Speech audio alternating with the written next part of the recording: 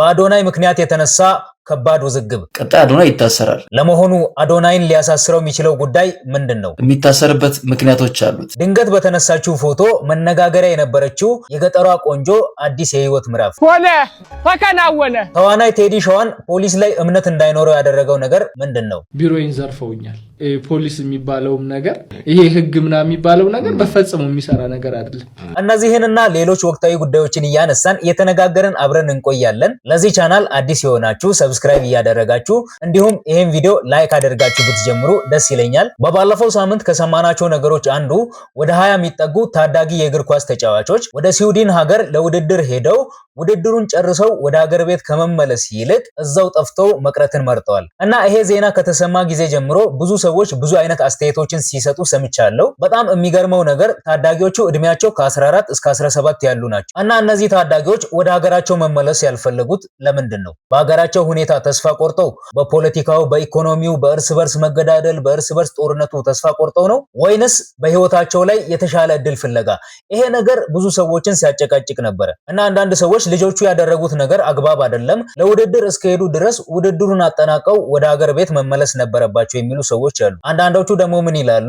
ልጆቹ በህይወታቸው ላይ ትክክለኛ ውሳኔ ነው የወሰኑት። እነዛ ልጆች ከስዊድን ወደ ኢትዮጵያ ቢመለሱ ኖሮ ከገነት ወደ ሲኦል እንደመመለስ ነው የሚቆጠረው የሚሉ ሰዎች አሉ። ወደ ስዊድን ያቀኑ 20 የእግር ኳስ ቡድን አባላት ጠፉ ተባለ። አልጠፉም፣ ከሲኦል አመለጡ ነው መባል ያለበት። ይህን የሰቀቀን ኑሮና የቆሸሸ ፖለቲካ ለእናንተ ትተው እነሱ ነፃ ወጥተዋል። ገና በ14 ዓመታቸው በሀገር ምን ያክል ተስፋ እንደቆረጡ በቂ ማሳያ ነው። አብይ አህመድ ይሄ ይገባሃል፣ ዜጋ መጥፋትን እንደ ነፃነት ቆጥሮታል። ማንም ይህንን እድል አግኝቶ አይመለስም። ደግሞም እውነታው የጠፉት እነሱ አይደሉም፣ እዚህ የቀረነው እኛ ነን የጠፋ ነው። ለመሆኑ እናንተ ብትሆኑ ትመለሱ ነበር? ሐሳባችሁን ኮሜንት ላይ አስቀምጡልኝ። በእውነቱ እነዛ ልጆች ወደ ኢትዮጵያ ቢመለሱ ወደ ሲኦል ተመልሰዋል እንደማለት ነው የሚቆጠረው እና እዚህ ጋር በጣም የሚገርመው ነገር ምንድነው? ልጆቹ ብቻ ሳይሆኑ የልጆቻቸውን ጨዋታ ለማየት የሄዱ ጥቂት ወላጆችም አብረው ጠፍተዋል እየተባለ ነው። ታዲያ ይሄ ነገር ምን ያመለክታል? ቀድሞ የታቀደበት የታሰበበት ነገር እንደሆነ ነው የሚያመለክተው እና እኔ በጣም ያስገረመኝ ነገር በጣም ብዙ ሰዎች አስተያየት ሲሰጡ የልጆቹን ሁኔታ አድንቀው ወይንም ልጆቹ ትክክል ሰርተዋል እያሉ ነው ቪዲዮ ሲሰሩ ያየሁት ማለት ነው። በሀገሪቷ ላይ ሁሉም ሰው ተስፋ ቆርጧል ማለት ነው። ይሄን ያክል ያስመረረን ነገር ምንድነው? አንዳንዶቹ እንደው ሲቀልዱ ምን ይላሉ? አገሪቷ ራሱ ኢትዮጵያ ራሱ ከሀገር የመውጣት እድል ብታገኝ ተመልሳ አትመጣም የሚሉ ሰዎች አሉ። እስኪ እናንተ የራሳችሁን ሐሳብ ንገሩኝ። በልጆቹ ቦታ ብትሆኑ ምን ታደርጉ ነበረ? ልጆቹ እንዳደረጉት በሄዳችሁበት እዛው ጠፍታችሁ ትቀራላችሁ ወይንስ ወደ እናት ሀገራችሁ ተመልሳችሁ ትመጣላችሁ? እስኪ ሐሳባችሁን ኮሜንት ላይ ንገሩኝ። እና ሌላኛው ጉዳያችን ምንድነው? አንዲት እናት ህፃን ልጅ አዝላ በጥፊ ስትመታና ስትደበደብ እንዲሁም ስትንገላታ የሚያሳይ ቪዲዮ ሶሻል ሚዲያ ላይ ተለቆ ብዙ ሰዎች ሲነጋገሩበት ሰምተናል። እስኪ ቪዲዮን እንይ።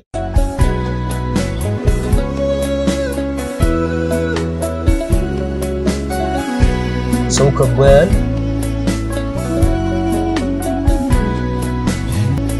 ወይ እና ይሄ ቪዲዮ ሶሻል ሚዲያ ላይ ከተሰራጨ በኋላ ብዙ ሰው ብዙ አይነት አስተያየት ሲሰጥ ሰምቻለሁ። እና እነዚህን ሰዎች ያጣላቸው ጉዳይ ምን እንደሆነ አናውቅም። በሰዎቹ መሃል ያለው ግንኙነት ምን እንደሆነ አናውቅም። ባልና ሚስት ሊሆኑም ይችላሉ አናውቅም። ግን በዚህ መሃል ህፃን ልጅ አዝላ እንደዛ መደብደቧ አግባብ ነው ወይ የሚል ጥያቄ አስነሳል። ታዲያ እኔ ሰውየው ሴትዮዋን መደብደቡ ብቻ ሳይሆን እዛ ጋር ያሉ ሰዎች ናቸው በጣም ያናደዱኝ ማለት ነው። እዛ ጋር አንደኛው ሰውዬ ለማገላገል ገብቶ ይመስለኛል የሴትዮዋን እጅ ይዞ ሴትዮዋ እንዳትከላከል አይነት አድርጎ ሴትዮዋ እንድትመታ አድርጓል። ሰውየው ለማገላገል ከገባ የሚመታውን ሰውዬ እጅ ነው እንጂ መያዝ ያለበት የሴትዮዋን እጅ መያዙ ምን ጥቅም አለው? ከዛ ባለፈ ብዙ ሰዎች ከበው ሲያዩ ነበርና በጣም ነው የሚያናደው። ከበው ማየት ምን ጥቅም? ወይ ሴትዮዋን ማገዝ ነው፣ ካልሆነ መንገዳቸውን መቀጠል ነው እንጂ እዛ ጋር ድራማ አይደለም ፊልም አይደለም እየታየ ያለው እና ማገላገል ካልቻሉ ትቶ መሄድ ነው እንጂ ከበው እንደዛ ቆሞ ማየት አግባብ ነው ብዬ አላስብም። እስኪ እናንተ እዚህ ጉዳይ ላይ ምን ሐሳብ አላችሁ?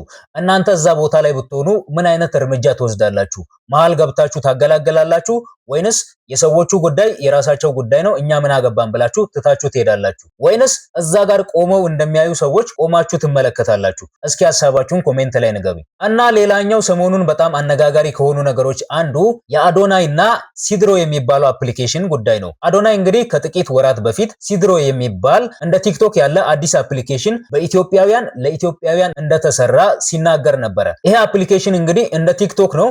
እንደ ቲክቶክ በቲክቶክ ቪዲዮ ፖስት ይደረግበታል፣ ቪዲዮዎችን ማየት እንችላለን። ከቲክቶክ የሚለየው ግን ለኢትዮጵያውያን ወጣቶች ሚሊዮነር ለማድረግ የመጣ ነው እያለ ነበረ በሰዓቱ። እስኪ በሰዓቱ እሱ የተናገረውን እንስማና አሁን ላይ ደግሞ ምን አጋጠመው የሚለውን ነገር እንነጋገር። አዲሱ ባለቤት አቶ አዶናይ ብላችሁ ጥሩኝ። ሲድሮ አፕ ይዘን ወደ ኢትዮጵያ መተናል። የብዙ ወጣቶች ህይወት የሚቀይር አዲሱ የኢትዮጵያን ቲክቶክ ሲድሮ ተብሎ ይጠራል። ዛሬ ልናስመርቀው ነው በተአምረኛ ሁኔታ። እንደምትመለከቱት የአፕሊኬሽን የብዙ ወጣቶች ህይወት መቀየር የሚችል አፕሊኬሽን ነው። ሲድሮ ምንድነው? ኦልሞስት ቲክቶክ ነው ጋይስ። እውነት ለመናገር ከቲክቶክም የበለጠ ለሀበሾች ተብሎ የተሰራ ብዙ ኮንተንት ክሬተሮች ቲክቶክ ላይ ቪዲዮ ሲሰሩ ክፍያ የላቸውም። ኢቭን 1 ሚሊዮን ይዞ በገንዘብ የሚቸገሩ በጣም ብዙ ቲክቶከሮች አሉ። ሲድሮ ላይ ግን ያ መሆን አይችልም። በብር መከፈል ትችላላችሁ፣ በዶላር መከፈል ትችላላችሁ። እንግዲህ የኢትዮጵያ ህዝብ እንዴት ሶሻል ሚዲያ እንደሚወድ ታውቃላችሁ። አሁን ደግሞ እናንተ ኮንተንት ክሬተር ከሆናችሁ ስፔሻሊ ሲድሮ ላይ በቅጽበት ህይወታችሁ መቀየር ትችላላችሁ። በዝቅተኛው ጊዜ በ7 ቀን ውስጥ ብቻ ፎሎወራችሁን አሳድጋችሁ ህይወታችሁ በአጠቃላይ መቀየር ትችላላችሁ ማለት ነው። ሚሊዮነር የምትሆንበት አዲሱ መንገድ ሲድሮ ተብሎ ይጠራል። ለሚሊዮኖች ወጣቶች ሚሊዮነሮች ለማድረግ ሲድሮ አፕ ይዘን መተናል። እኔ እንግዲህ የሲድሮ አፕ ባለቤት ነኝ። በጣም ደስ ብሎኛል። እግዚአብሔር የተመሰገነ ይሁን። ይህ ፖስት ካርዱ ነው። በጣም ነው ደስ የሚለው። እና አዶናይ በወቅቱ ኢትዮጵያውያን ወጣቶች ኢትዮጵያውያን ኮንቴንት ክሬተሮች በቀላሉ ሚሊዮነር የሚሆኑበት አዲስ ፕላትፎርም ነው ብሎ ሲያስተዋውቅ ነበረ።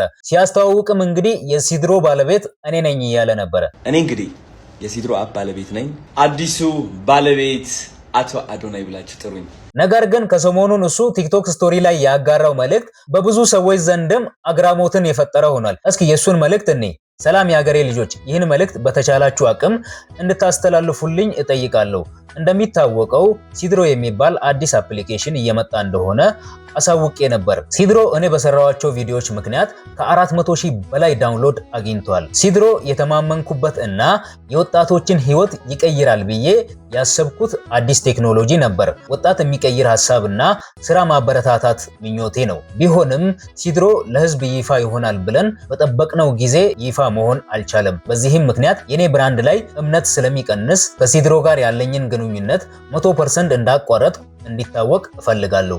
በተጨማሪም ለሰራኋቸው አጠቃላይ ቪዲዮዎች ምንም አይነት ክፍያ አልተደረገልኝም። እኔን አምናችሁ ዳውንሎድ ላደረጋችሁ ውድ ተከታዮቼ ይቅርታዬ ከልብ ነው ይላል እና በበፊቱ ቪዲዮ ላይ ሲናገር የሲድሮ ባለቤት እኔ ነኝ ወይንም በሲድሮ ላይ ድርሻ አለኝ የሚል ነገር ነው እኔ የተረዳሁት ማለት ነው። አሁን በዚህኛው መልእክቱ ላይ ደግሞ የሲድሮ ብራንድ አምባሳደር እንጂ ባለቤት እንዳልሆነ ነው የሚገልጸው። ኢቭን ለሰራቸው ማስታወቂያዎች ሁላ ክፍያ እንዳልተከፈለው ነው እዚህ ጋር እየተናገረ ያለው እና አዶናይ እንግዲህ በጣም የምንወደው በብዙ በጎ ስራዎች የምናውቀው ወንድማችን ነው። ታዲያ እዚህ ጋር ብዙ ሰዎች አዶናይ በሲድሮ አማካኝነት ህዝቡን አጭበርብሯል ወይንም ህዝቡን አታሏል የሚል ነገር እያነሱ ነው። በዚህም ምክንያት ሊታሰር ይችላል፣ በህግም ሊጠየቅ ይችላል የሚሉ ብዙ ሰዎች አሉ። ቀጣይ አዶናይ ይታሰራል። የሚታሰርበት ምክንያቶች አሉት።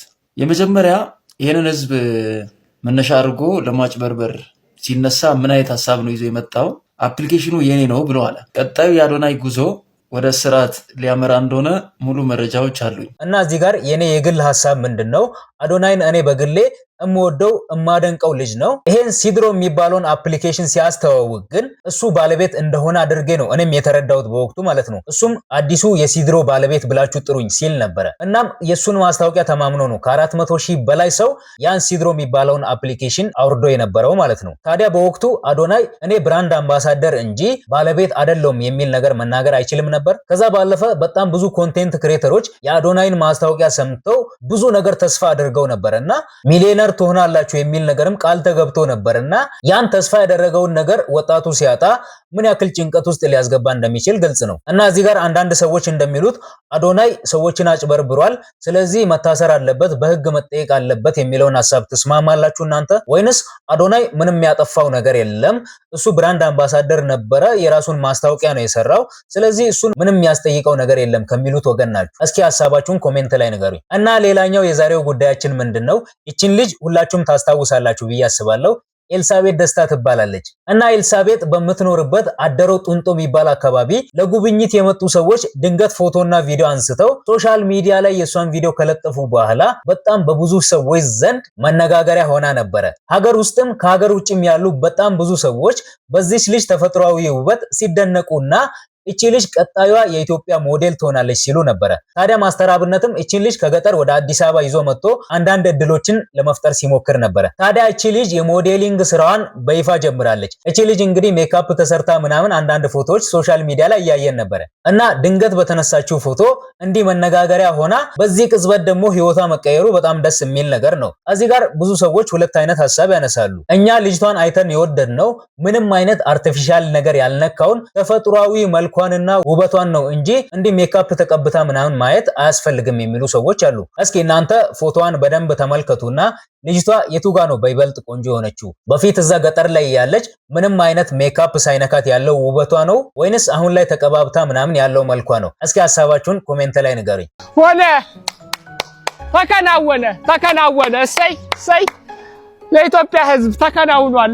በዚህ ሆነ ተከናወነ በሚለው ምርጥ ቀልዱና በሌሎች የትወና ስራዎቹ የምናውቀው ቴዲ ሸዋ በፖሊስ ያስመረረው አንድ ጉዳይ አለ እና ቴዲ ሸዋ ሰሞኑን አንድ ፖድካስት ላይ ቀርቦ በአንዳንድ ፖሊስና በአንዳንድ የህግ አካላት ላይ ምንም አይነት እምነት እንደሌለው ተናግሮ ነበር። ቴዲ ሸዋን በፖሊስና በህግ አካላት ላይ ተስፋ ያስቆረጠው ነገር ምንድነው? እስኪ ከሱ አንደበት እንስማ። እኔ ቢሮዬን ዘርፈውኛል። ተዘርፎ ነበር ሾፒ ምናምን አንድ ወንድና ሴት እና በጣም የነበረው ሁኔታ በጣም ስለሚያበሳጨኝ። ኦኬ አንድ ወንድና ሴት ማለት በእንዴት አወቀው? ታያዙ እንዴ? ስቶሪውን ልንገር። እሺ አንዴ በጣም የሚደንቅ ነገር ይሄ አንዳንዴ ፖሊስ የሚባለውም ነገር እኔ ሌባ ተይዞ እግሩ ነው መሰበር ያለበት ባይ ነኝ። እና ይሄን ሐሳብ ተስማሙበታላችሁ? ሌባ ተይዞ እግሩ ነው መሰበር ያለበት እንጂ ወደ ህግ መውሰድ አስፈላጊ አይደለም እያለ ነው። በእውነት ነው ማለት ይሄ ህግ ምናምን የሚባለው ነገር በፈጽሞ የሚሰራ ነገር አይደለም። ለኔ እኔ በራሴ ኤክስፒሪየንስ በራሴ ስላየሁት ሁሉንም ነገር ማለት በቪዲዮ ሰጥቼ ማስረጃ ስቲል እኔ ጋር አለ። እንግዲህ እንትኑ አያሳይም ባቂ አይደለም። ሌባውን አግኝቼው እኮ ነው መንገድ ላይ አሳስሬ ሰጥቼ እና ቪዲዮንም ሰጧቸው ማስረጃ ራሱ እየጻፉ ራሱ ቆይ አንተ ምናምን ይሉታል ሌባውን እና ይሄ ሁሉ ማስረጃ እያለ ዝጋ ምናምን ይሉታል። ኧረ እኔ አይደለሁም ምናምን ይላል። ኦኬ እዛው እያየ ማለት ምን አይነት ባይዛው አሁን ኦሬዲ አሁን እኔ ለምን መሰለህ ሌባ ኦሬዲ አንዳንድ ደስ የማይሉ የህግ አካላት አሉ አብረው የሚሰሩ ከሌባ ጋር እኔ በግልጽ ያየሁት ነገር እኔ ፋይል ይዤ ሰጥቼ በስንተኛው ቀን ነው? በአራተኛው ነው በአምስተኛው ቀን ከዛ አንዱ ምን ይደውልልኛል። ይኸውልህ አንዱ ፖሊስ ሄሎ ቴዲ ሰላም ነህ ምናምን አበበ ነው ምናምን ነው ስሙ። እሺ ምን ሐሳብክ ታዲያ? ምንድነው ማስበው? ሌባውን ይዛችሁታል፣ አቃቤ ግን ተመስርቷል። እኔ የኔ እኮ ጉዳይ አይደለም ከዚህ በኋላ እሱማ እንደሱ ነው። ግን ምን ሐሳብክ? እንደው ምንድነው እኔ የማስበው? ምን እንዳስብ ነው? በጣም አናደኝ። ከዛ አንዳንድ ሰዎች ሳጣይ ብር አምጣ ምናምን አለ። ፖሊስ ብር ይጠይቃል። እናቴ ትሙት በእውነት። ከዛ ለምንድነው እንደዚህ ነው? ለምንድነው ብር ለማን ብዬ ምን አርጉት ብዬ ነው ብር የምሰጠው? ከታሰረ ፋይል ከሰጠው ምስክር ካለው ያ ሁሉ ምስክር አለ። እዛ እየሄድኩኝ ምን ቢሆን ጥሩ ነው? በሶስተኛው ነው በአራተኛው ቀን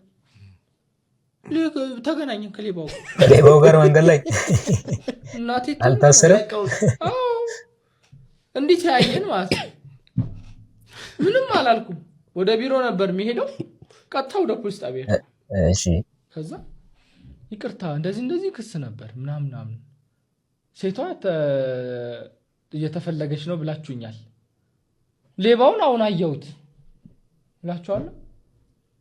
አቃቤ ሕጉ እንትን ማስረጃው አላሳመነኝም ብሏል አላለኝም።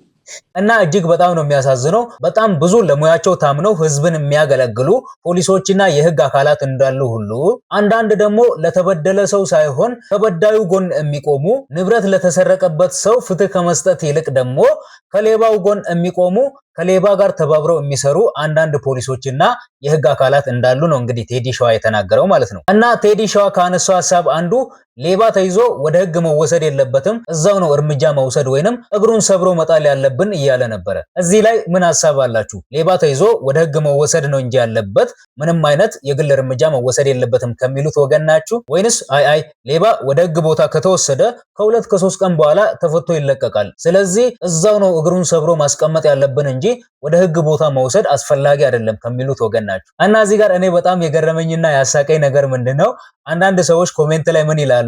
እጅ ከፈንጅ የተያዘን ሌባ ወደ ህግ ቦታ ወይንም ወደ ፖሊስ ጣቢያ መውሰድ ራሱ ወንጀል ነው የሚሉ ሰዎች አሉና እዛው ነው እግሩን ሰብሮ መጣል እንጂ የምን ፖሊስና ምናምን ጋር መውሰድ ነው የሚሉ ሰዎች አሉ። እስኪ እናንተ የራሳችሁን ሐሳብ ኮሜንት ላይ ንገሩኝ። እና የዛሬው ቪዲዮአችን ይሄን ይመስል ነበረ። በሚቀጥለው በሌሎች ቪዲዮዎች አብረን እንገናኛለን። እስከዛው ቻው።